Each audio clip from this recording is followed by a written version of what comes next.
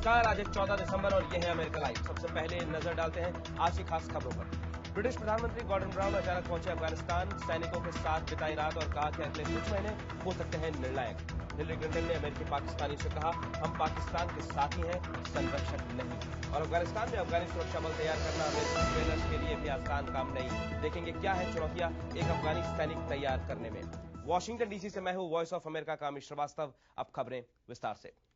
British प्रधानमंत्री Gordon brown कल अचानक अफगानिस्तान पहुंच गए। कंधार के एक सैनिक अड्डे में अफगान राष्ट्रपति हामिद करजई से मिले और कहा कि ब्रिटेन वहां सैनिक सामान के साथ साथ 500 अतिरिक्त सैनिक भी भेज रहा है। प्रधानमंत्री ब्राउन की यह यात्रा ऐसे समय में हुई है जब राष्ट्रपति ओबामा की नई अफगानिस्तान रणनीति लागू की जा रही है।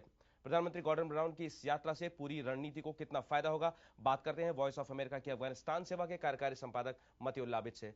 आबिद साहब, स्वागत है आपका स्टूडियो में। अचानक प्रधानमंत्री गॉर्डन ब्राउन पहुंचे हैं तो क्या मकसद है? कोई आंतरिक राजनीति, ब्रिटेन की आंतरिक राजनीति का हिस्सा है या वाकई राष्ट्रपति ओबामा की मदद कर रहे हैं? असल में जो कंदहार, हेलमंद और मेवन के जो इलाके हैं हिस्टोरिकली ब्रिटेन के लिए बड़े अहम इलाके हैं। यहाँ पहले भी इनकी काफ़ी जंगें हुई है और फिर जो रिसेंटली वहाँ पे जितनी कैजुअलिटी हुई इसी इलाके में हुई है।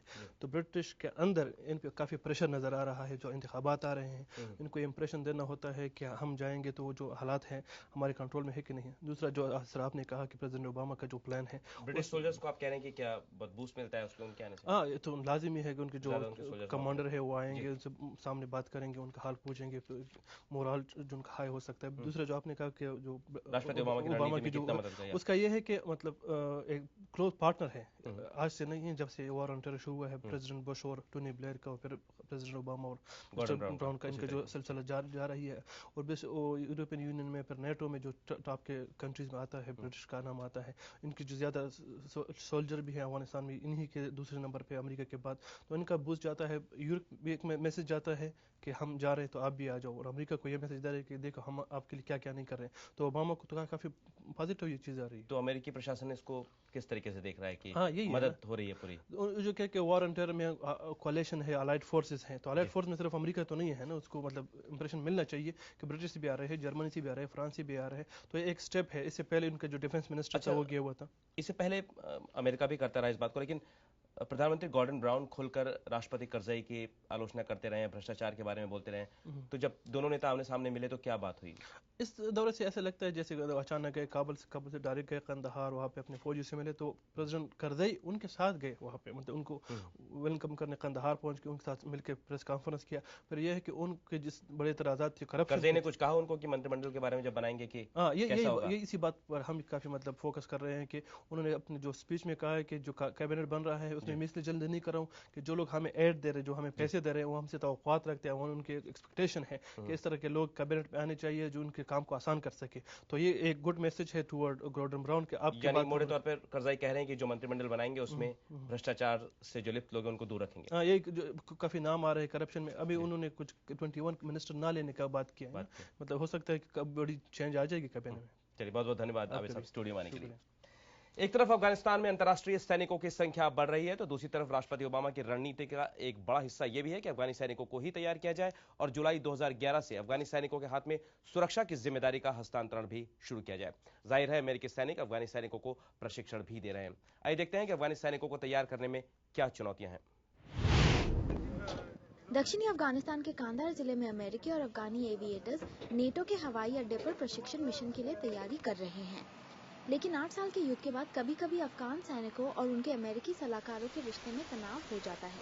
अफगान सेना को अज्ञात दुश्मन को अनुकूल करने में समक्ष होना होगा, लेकिन अमेरिकी सेना अधिकारियों का कहना है कि भाषा एक बहुत बड़ी कठिनाई है।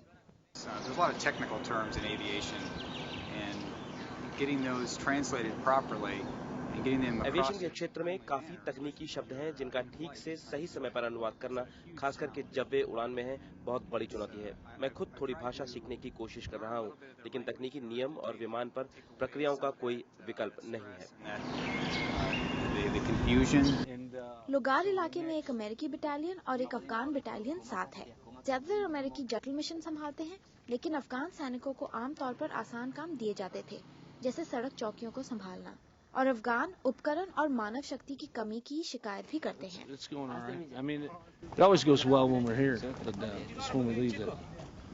जब हम यहाँ होते हैं तो अच्छी तरह से काम चलता है, लेकिन जब हम छोड़ के जाते हैं तो मैं कुछ हद तक समझ सकता हूँ।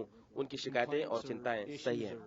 अफगानिस्तान में कुछ भी एक दिन में नहीं होता है, न ही अमेरिका की तरह कोई काम करता है।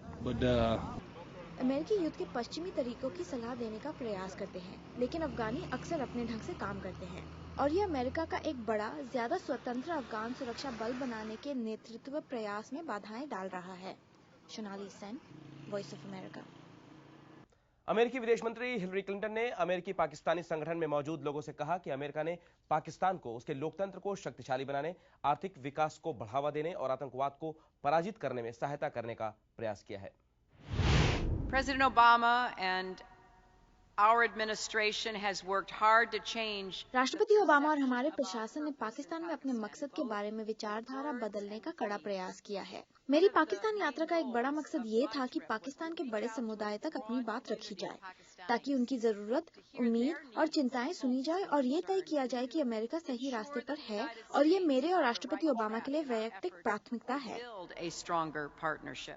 अमेरिका लाइव आप हमारी वेबसाइट www.voasamachaar.com पर भी देख सकते हैं। अमेरिका लाइव के बारे में अपनी राय हमें americalive@voanews.com पर भेजना ना भूलें। अमेरिका की बड़ी खबरों के साथ कल फिर मिलेंगे। नमस्कार।